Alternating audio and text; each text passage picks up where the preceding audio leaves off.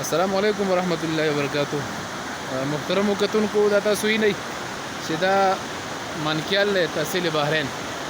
او دا یوه حادثه نه دلته دا څو حادثات وشو د دې پلونو د لاسه چې دلته کې پلونه نشته دی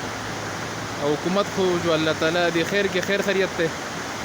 نور چې څونه تنظیمونو والا دي هغو دلته د پلونو دعوې کړي دي چې موږ پلونه لګو یو ځای کې بل ځای کې لګو چې د قوم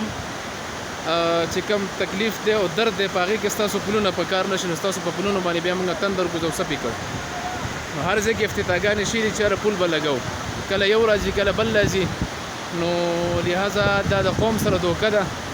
او د دې قوم دا بچي روزانه د سیند ته غوځارېږي کله زنانه غوځارېږي دا څویمه حادثه ده بل ورځ پاریانې په ډیم کې یو ماشوم لاړو د هغه پته ونه لګي دا اوس په دې ځای کې منډکیال کې دا ماشوم لاړو زارینال کې د ده هېڅ پته نه لګي نو د هغه لاسونه مات دي د دې زانګونه تللی دی